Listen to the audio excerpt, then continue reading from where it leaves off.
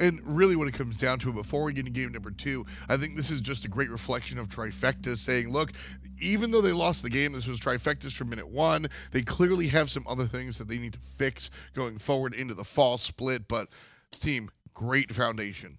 Game 2, P's and B's, pretty please, as we head into the latter part of today's Tuesday, July 3. And this is what I feel like Trifecta do well a lot, is that they do well in the early game, right? Whether it's Paul going off on something ridiculous in the mid lane, like a Raijin, like a Hobwa, something crazy.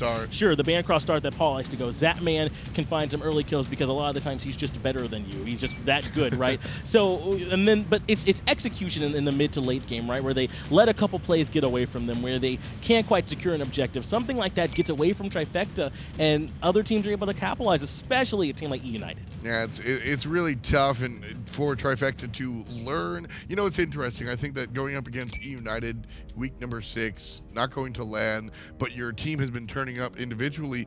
I think this is a sort of a double-edged sword because there's no expectation, so you do get to just get pure, unadulterated gameplay. But at the same time, I mean, like, do you really get to learn against a team that's just going to stomp on you? Well, in a situation like this, where maybe it just needs to be hammered home that this is what the issue is, maybe there is something positive to drive from it, but I sort of get what you mean. I mean, eUnited building up steam heading into LAN, just kind of smacking you aside, may not be super constructive, depending on how you take it. Which is why I fell in love with game number 1. Right. Because it wasn't that case. And I was kind of afraid that might have been the story. Yeah. I wasn't really sold on Trifecta. I made my SK video before Trifecta on purpose, because I think SK was pretty more obvious. Trifecta more nuanced. Are they the real deal? Are they not? A lot of people jockeying to sort of figure things out, but at the end of the day, Trifecta looking clean. Chang'e, Raijin, and Terra, the first half picks for Trifecta, and eUnited winding up with Zhong, Khepri, and Chernobog. Interesting. I like the Khepri pick, but when it's picked this early, maybe there's some opportunities to try and draft to specifically punish this Khepri with the selection. But I love the comp they already have, right? The Chernobog, the global pressure, definitely going to be able to get off to a good start. The Zhong, we just saw Benji, once they were able to group up, just start rolling through team fights. And if you put the ultimate on top of the Zhong, you thought he was unkillable before. I mean, literally unkillable. You know who I want to see? For who? For Mask. Achilles hasn't been banned. Do you want to see that? I want to see it. Sure. That's a fine answer. I was going to say Thanatos. That's my bad. I didn't realize you didn't really want me to say I was supposed to help set up for your bit. No, I wanted you to say Thanatos. Oh, right. But, you know, there's Thanatos. 95 plus gods, right? There's a lot of gods in the game. Yeah. Erlang Shen, one of those gods, going to be selected here for eUnited, likely to be in the jungle, but of course, we'll keep our eyes open. See if that Zhong winds up in the middle lane. But it'll be Houyi and the jungle of choice, if not Chang'e. Trifecta, I want to see the Thanatos. But it will be the Nemesis, which also works very well. So I wanted the Thanatos to see the execute against Khepri. But one of the bad things about playing execute characters into healers is that you can be juked, right? Zhong an execute threshold. Thanatos goes up. Zhong uses Exorcism. He's no longer an execute threshold. You look stupid. So now, going into the Nemesis will work. She is the classic counter to Zhong, and that'll work against all the other selections as well. Venenu on the Zeus.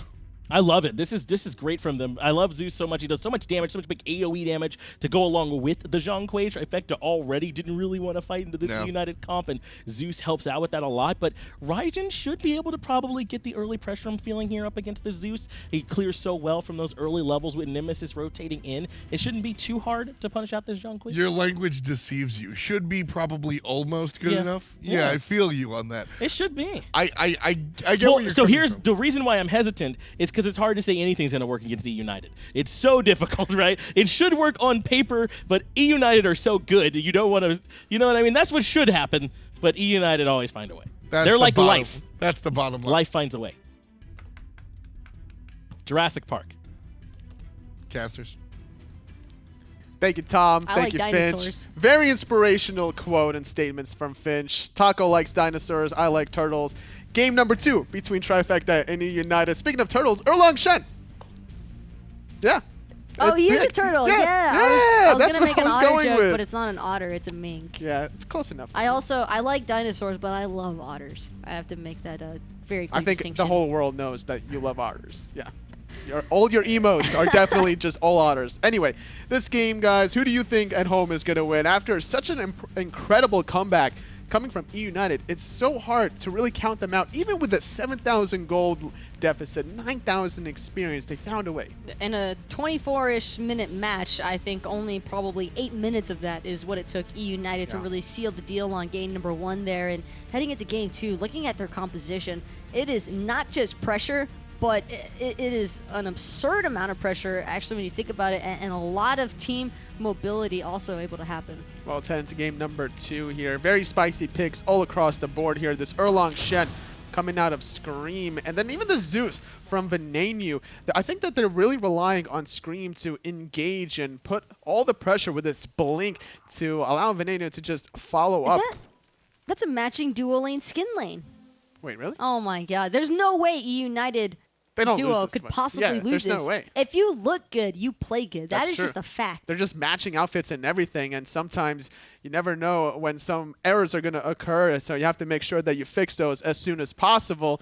As we're going to head into a quick little pause here. Trying to make some sort of comeback is Trifecta from their errors in game 1. And I really think that a big thing to look out for is, all jokes aside, the duo lane, because this Chernobog and Khepri has a ton of clear potential. Yes. Could be very problematic, and in fact, eUnited not even going to waste any time, going straight to the punch now, trying to take down NeiruMah's purple buff, and they will succeed in doing so. Not even going to go straight to the lane. They realized that NeiruMah was left alone and isolated. They're still taunting. Yeah, they're still kind of taunting there afterwards. They're just going to go straight back to their own buffs, really min-maxing this potential of the duel lane. Recognizing that the wave only has about 3 creeps left to it, they're just going to do what they can to tag alongside of it, but make sure to clean up their own buffs. That way, Trifecta has 0 chances of a possible steal or even keeping track of those timers. eUnited also going to get the right mid heartbeats for free, as mid and jungle for Trifecta try to clear out the waves. It just seems to me like eUnited knew what Zapman was going to do by soloing the red buff as a Hou-Yi. Are Trifecta that readable, or is that more of a Zapman thing on the Hou-Yi? I think it was just a very readable outcome, because once PandaCat and PolarBear moved up and they noticed it was just NeiruMah contesting them and by them in that purple buff vicinity, it's just safer to expect Zap gets red buff. Look at those reactions from Zap, just jumping right over the abduct. And I like the Khepri selection from PolarBearMike for 2 reasons. Number 1, with the recent changes, having a little bit of a wider radius from 30 units to 40 on his passive allows some of his backliners to receive the shields a little bit better, but also the abduct giving yourself some protections while you're pulling is a great counter for when you're trying to stop the Terra from using those dashes. I was mostly looking towards the Khepri because of that revive capability. Mask, all he wants to do is isolate 1 member, and that's just not going to be possible as long as Khepri's on the map. That's true. Mask needs to probably invest into a Magai's Cloak sooner rather than later, but even then the root will definitely pop it out. Zapman being very aggressive, jumps right on in, but the pull onto NeiruMah instead. PandaCat did end up losing his purification beats prior to Zapman jumping in, which is a large part of the reason why we see the Hou-Yi trying to play so aggressively. I think it's also the angle that they're fighting at. NeiruMah forced to use the shell as Zapman's going to get abducted, but he still has his dive bomb to disengage under the tower as Venenu going to get chased down by Mask. The rest of eUnited right beside him to bail him out, though. This is trouble. They cannot group up, otherwise Venenu tosses out 1 chain lightning and everybody dies. BBM taking a little bit of damage, but it's not enough. Mask gets turned around. Venenu dropping that detonate. They all grouped up. It's a perfect corridor for Venenu to throw out his shield into the chain lightning. That is so true. But on the flip side, they all grouped up for Paul's percussive storm as well. It's a little bit of a double-edged blade where you're looking at the Zeus and the Raijin, but favoring out Venenu this time around. It's Zeus. I would have to give it to the Zeus every time there in those early game trades. Paul can come close, but as far as being able to proc something onto multiple members, Zeus tends to win that trade. And with the first blood now going to Venenu Zeus, that started with a tier 2 boots, lost artifact, goes back to the fountain to finish off those pen boots, even going to be providing more damage for himself. And knowing Venenu and knowing a lot of these mid-mages recently that's been going Zeus, probably not going to be a Chronos Pendant if I were to guess. It's going to be this Rod of Tahuti Rush. I just feel like he still moves so slow, even with boots. It's something about Zeus and like his character floating. Oh, speaking of which, Scream in a lot of trouble. Tycho Drums has been invested from Paul, but only gets 1 taunt off of it. Mask was just too far away to follow up from the first taunt there, but now without a double dash, Mask could get turned around yet again. Another abduct, and Venenu shutting the door on Mask for a second time. 2 kills for eUnited, both of them on Venenu, and both deaths for Trifecta onto Mask. When it rains, it pours, and right now it is a torrential downstorm here for Mask because this is the worst start imaginable for a Nemesis. And as a jungler, momentum is the key component to giving your team some sort of edge and advantage. And as a Nemesis, if you're behind as a Nemesis, you're just basically an ult bot at that point, and Scream can definitely be aggressive now once he hits that level 12 marker for the second relic. The other thing to keep in mind also is that Mask was level 5 before PolarBearMike even has his Resurrect online, so... Benji getting in a little bit of a tussle in a 1v2. Wow. Zhong, man, pretty good stuff. He nearly kills both of them. He's still looking to kill both of them. The ultimate coming out from PandaCat. Is he going to invest himself? No, he actually wants to commit onto Zapman. Dashes right through. No dive bomb for Zapman. No life. And Benji was still aggressive on the right side with a little bit of assistance from Scream, taking out Scary D. Don't even think they needed to dive into the T2 tower. Scary D probably hoping that Benji had chosen to just meander back to lane. Wasn't expecting him to come right around the corner, and he's not over just yet because Scream now going to cost Paul his purification beads. I don't think Paul has his Thunder Crash available as NeiruMah's getting bullied in the tier 1 in the dual lane. eUnited, they're just winning left, right, and center, all 3 lanes. This is like an amp up of the aggression we saw from Trifecta in game 1. That's true. Except now it's on the flip side, all in favor of eUnited. Everybody even grouping up for the Gold Fury at 6 minutes. Oh, this could easily be eUnited's to secure with the detonate available. Gold Fury 6 minutes in. Pop goes the Weasel.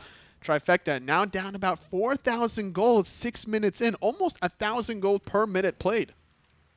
NeiruMah and Mask are both suffering pretty heavily here in terms of experience. And also Zap. 2 levels behind PandaCat. Everybody on eUnited has a lead over their respective opposition. It's not looking pretty for Trifecta to start. This is going to allow Benji to be hyper-aggressive, and knowing his play style, doesn't matter what god he's playing.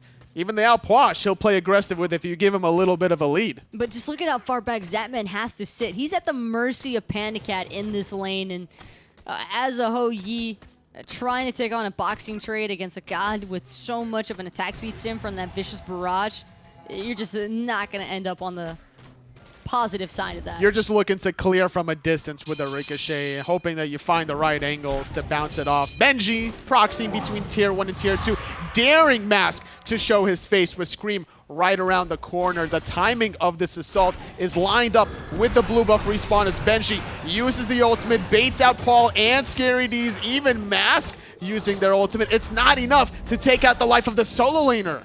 They used everything that they possibly could have. Now with a little bit of help from NeiruMah, this could end up turning around. No, instead it's PandaCat who shows up. Trying to make his presence felt. Scary D is gonna be the victim. The detonate just waiting as Venenu gets his 4th kill of the game. A nice little double as he also takes out NeiruMah right underneath. Oh, no. Scream blinks right underneath Mask, knocking him up for the 3rd quick kill. And the blue buff on top of it, eUnited singing their praises. When you think about how game 1 ended for Trifecta and how it started, this has got to be pretty demoralizing to these guys. Keeping their mental state in a positive outlook is probably the most difficult part. PolarBearMike looking to solo Paul. Wow. And he gets it. The abduct too strong, can't even handle it. The Rising Dawn damage over time. the solar flare.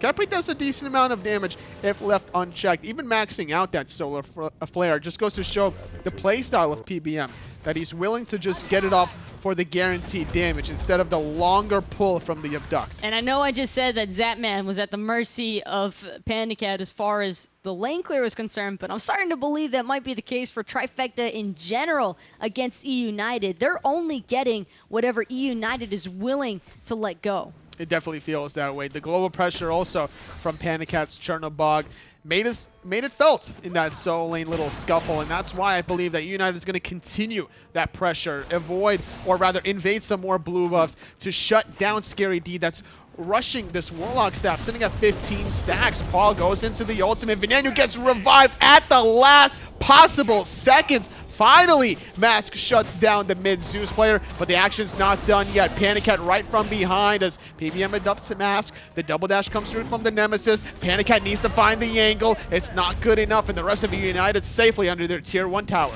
PandaCat could possibly go in here, but instead it's going to be Benji tanking up the T1 tower. No problem for him. Paul will end up killing PolarBearMike in the process, but PandaCat finds Mask on the flip side. Oh, not having the range to drop the card. Benji really trying to chase down NeiruMah. Very greedy for the kills, but will settle for the speed buff instead, while Scream elects to invade those back camps into the blue buff.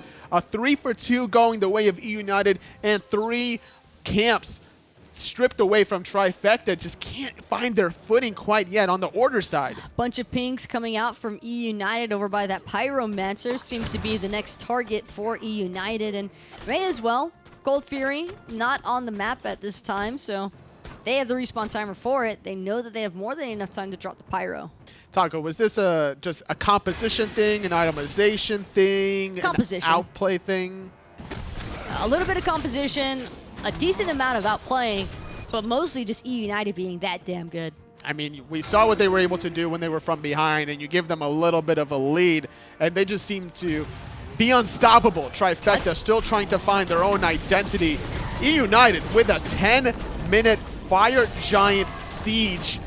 No one from Trifecta is even close. What? This is free. How does... Wow. No one? No one. Absolutely no one. Zero response. Okay. I'm not sure if they anticipated that, or if that they were willing to actually let that go. Zapman obviously is going to be farming the left side of the lane, as Benji even teleports to save his own tier 1 tower and deny some more farming. The only person that was relatively close was Scary D, but he was over a ward, and he didn't continue to go any far north. He went back to the lane. You get nothing. Good day, sir, says eUnited. Trifecta now trying to make a play onto Benji, but keep in mind, Sprint was used as negating some of the slow. PandaCat still up in the sky, waiting for his moment to crash on down. Benji gonna get rooted, but he's turning around. So much damage onto Mask, Zapman, and NeiruMah. Gets the card off onto the Ho-Yi. Mask is trying to back at the last second. Zapman gets ticked down to oblivion. And Benji's still not done just yet. eUnited have finally showed up, and that's about as quickly as they needed to. Respawn timers for NeiruMah and Zap, both sitting at 20 seconds. This game is so early on. I know. And eUnited are so unreasonably far ahead. This is so demoralizing if you're Trifecta. You just invested a lost time frame of a 3-on-1. You had the numbers advantage onto a level 14 Zhong. It's not even like he's level 20 or anything like that, as Paul is trying to run away. Scream going to cancel out that Mink form as eUnited secures himself a tier 2 tower. But if you lose a 3-on-1, what good is a 5-on-5 going to do? Benji already topped off in the health department, going for their left side Phoenix with the Fire Giant around their waist for another 2 minutes. Venenu eliminates NeiruMah. Paul gonna return the favor. Scary D rooted into place. PandaCat finds the shots. A nice little 1-for-2 trade. Still a 4-on-3 advantage. eUnited can still siege this. Totally. eUnited are struggling more so dealing with Trifecta's respawn timers than That's they true. are with sieging the map itself. The main reason why this Phoenix hasn't fallen yet is just because it's too soon. Trifecta are respawning faster than what eUnited can continuously kill them. Trifecta will respawn before the next minion wave will hit that Phoenix. So now instead, eUnited playing more methodically, going to go for the last tier 2 tower remaining. getting that another 1,500 gold. At 13 minutes and every single tower about to be moved off the map. Mask, the stun is good. Another bit of a basic attack. Benji finds himself his 4th kill of the game. 5th death onto Mask. And normally the counter of a Zhong is a Nemesis, but Benji left unchecked for a long time. He just won a 1v1, and he's in another 3-on-1. PandaCat lands from his living nightmare. NeiruMah gets off his Earth and Fury, but it's not enough time. PandaCat finding the last hit. There's only so many ticks of this Phoenix, though, that eUnited can afford to tank up. At this rate, totally, I'm pretty convinced that the Phoenix has done more damage to eUnited than Trifecta. It definitely feels that way. Looking at the player damage charts, not too high on the side of Trifecta. Very high for eUnited. PBM going to revive in place, biting off more than he can chew. Not having Venenu or Screammmmm definitely hurts their Phoenix Siege potential. eUnited just having a little bit of too much fun. They still need to back and buy, I'm pretty sure. Yeah, can we see gold in hand real quick as Venenu is going to get targeted out. About 3,000 gold here onto the Zhong as Venenu takes out Zapman very casually. A nice little javelin toss over the wall, finding Mask for his 6th death of the game. eUnited with 2 quick kills, going for a 3rd one onto NeiruMah. Screammmmm doesn't care that Paul is hitting him. He wants the Terra. He should have it with the pin, but we'll be mindful of Scary D instead. Holds that pin until the last second. Aegis has been used now also, but with the turtle shield, he'll be safe and sound heading back into the jungle. And by the way, it's not his jungle, because why would he ever farm his own side of the map? Obviously. There's all of Trifecta's to take. You might as well give Screammmmm all of Trifecta jungle to allow the rest of eUnited to control their own side. That's how this game is feeling out to be. 15 minutes into the game. This is actually an 18th. Look at this taco. 17,000 gold lead. More than 1,000 gold per minute played. eUnited unrelenting in their pressure. Still trying to chase down Zapman. A level 10 Ho Yi. Benji not able to get the card off, so he can't commit to the chase. Sometimes saying nothing says enough. Pretty much at this point. Trifecta need to recollect themselves for the fall split, because the way that they played the summertime, it just wasn't enough to get into that top 2 spot, and honestly, not enough really to battle amongst even some of the mid-tier teams. If I had to be completely honest with myself and to everybody who's watching this game, I don't think there's any chance of a comeback for Trifecta here. The only hope they have is that eUnited performed some kind of unforgivable mistake while sieging, such as not bothering to kill any of the Phoenixes and just choosing to dive the fountain relentlessly. And if they do that about 5 or 6 times, then I could see Trifecta catching back up into this one. But as it currently stands, there is only the waves that eUnited push into the Phoenixes that Trifecta really have left to farm. Right side Phoenix Siege being started by eUnited. They just grabbed their 2nd Fire Giant at 16 minutes. Almost unheard of to get it that early, let alone the 2nd one of the game. PBM finds the route onto Scary D, trying to bait out something. I think they're just waiting for NeiruMah to start dashing on in. Paul gonna Thunder Crash right away. PandaCat not joined up with eUnited, but it doesn't really matter as long as he has his living nightmare. Which he doesn't. This whole game is a living nightmare for Trifecta. Well said. As the blink happens from Screammmmm, Venenu using that ultimate, trying to double dash away. Mask gets eliminated, as does NeiruMah, as does Scary D. PandaCat with a triple kill. Only Paul remaining, trying to find the kill in the backline. Paul retreating to his to his middle Phoenix rather, as the rest of eUnited going for a 17-minute Titan end. Screammmmm gets revived by PBM, and eUnited with a clean 2-0 victory. I might be mistaken on this, but I'm pretty sure Screammmmm just bought part of an item in Trifecta's fountain. Well, we've seen that before in SPL history. A wonderful dominant performance by eUnited in this entire set. They were tested in game number 1 on the defensive front. They proved themselves there, and they weren't really tested in the 2nd game once they got that early game lead. You thought, Trifecta fans, you thought.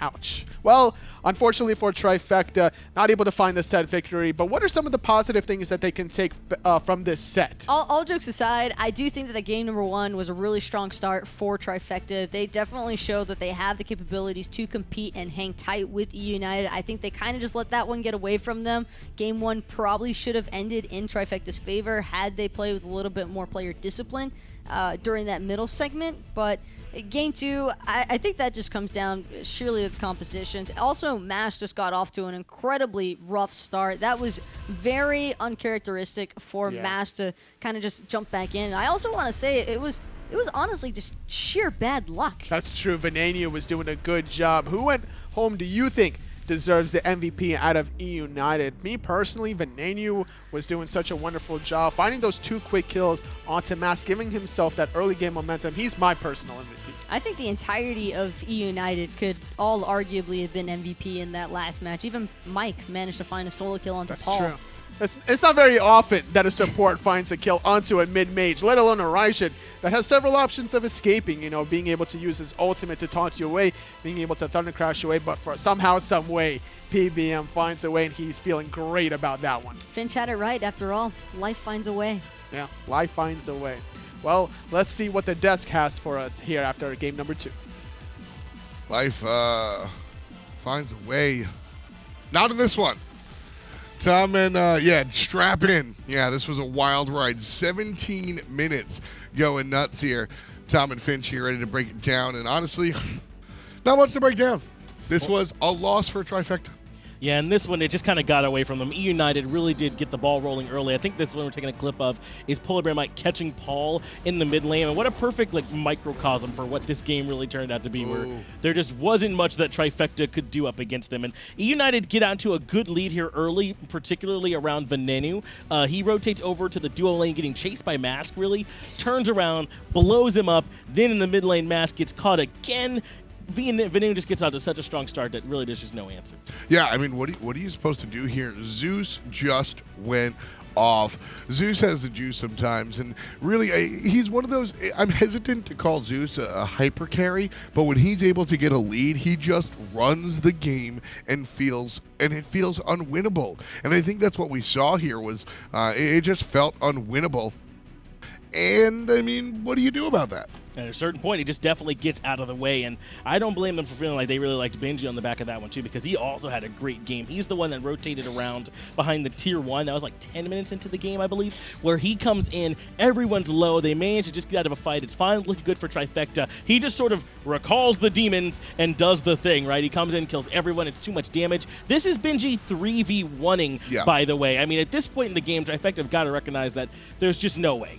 It's just out of hand. What I love about this choice is that Zhong is a character that does just have stats to allow him. MOBAs, when you watch somebody 1 versus 3, yeah, they got better numbers. But Zhong here is a better character, but also just better piloted as well by Benji. Benji played it excellently throughout that entire game. Definitely helped set up everything for him. He even got credit for one of those kills on the back of that play. And eUnited did such a good job not giving anything up. They got a 6-minute Gold Fury, right? It's one thing to get an early lead. It's another thing to control the Gold Fury pit and not let the other team in. It's another thing to, the moment the Fire Giant comes onto the plane of existence, you take him down almost immediately, right? And never give a moment for Trifecta to breathe. eUnited, yes, they got the lead, but they also never took their foot off the gas. Well, don't forget, folks, tomorrow, no broadcast. We're going to continue the extra game on Thursday. That's right. England may have won the game today, but we won our independence. Take that, Hindu man. So we're going to be celebrating, at least here in North America. For those of you all in EU, just give us a little bit of time, and we'll be back for that broadcast. But don't worry, you're not going to be missing out on any Smite action. We're kind of just moving stuff around. That's why we had bonus Smite today with the eUnited versus Trifecta set. Tomorrow, we're going to have that CLG versus LG set that we're moving along as well to Thursday. So right now, all teams qualified for LAN. eUnited Space Station representing NA. Energy and Rival representing Europe, but we still have to finish off the season. Get to see how everybody winds up with the standings when the ball drops. And contrary to my belief, even the seeding, that's all done already. eUnited already going to be the first seed. Space is going to be second. Energy and Rival, the same for them. That plus minus for Energy just looking too good. So they're just going to go through and make sure they can guarantee they'll be that first seed as well. But, I mean, I'm looking forward to the land. I mean, we got our 4 teams. The only real big switch up is that it's going to be instead of Dig, Energy. Yep. And it's real scary, man. Not just if you're the set after an Energy loss, but the next tournament after a tournament Energy misses, you don't want to be there. Those guys play with so much passion and almost anger that I just would not want to be on the other side. Really, really scary stuff if you're going up against Energy. Of course, that'll be the summertime LAN. That's July 25th through the 29th. After that, we'll take a brief reprieve and say what up to our All-Stars. Then we do Fall Split. And then, of course, the Smite World Championship. That's what everybody is playing for, to try and make their way there. Of course, everyone's going to be a part of it this time, playing through that placement round, and then they'll be making it to the big event, the Smite World Championship at DreamHack. Well, so far, the players have all got to go through the ringer. They've got to hit the Fall Split. They've got to do well in the Fall Split. They've got to do well in the SWC placement round to get to the Smite World Championship. All I have to do is not get fired, and all you have to do is buy a ticket. hi-rezexpo.com I forgot what I was going to say, but November 16th through the 18th is when you're going to be there. All right, so Tom is sundowning. I'll go ahead and tell you all a little bit more about what's going on here with DreamHack. Just open up a new tab. It's that plus bar at the top. Just click on that. Type in hi-rezexpo.com, order your ticket, and then come see us November 16th through 18th. We're very much looking forward to seeing all of you all here. You get to come meet me in person, your favorite players, coaches, other personalities from throughout the scene. There's other events there, too. Paladins is there. Thanks for this thumb, for some reason, making its way into my John Finch's single. You're not a part of this. I don't understand why you're continuing to do it. You won't see Tom. You'll come see me. Oh, can we go back to the single? Yeah, we can. Why is this happening? I don't understand why this is happening. Get your thumb out of here. Thumbs don't find a way. Life finds a way, chat. Life. I bite my thumb at you, sir. A little bit of Shakespeare towards the end of this, right? That's it for the heavy hitters here at the Smite Pro League. Join us not tomorrow. Do something safe and fun and all that fun stuff. Thursday we'll be back. Don't forget, 1 p.m. Adjust your schedule. Definitely don't want to miss it. 3 games then, 2 games Friday, 1 game here, and that's it for us. Peace. And much love to you. You were too soon. I wasn't. I was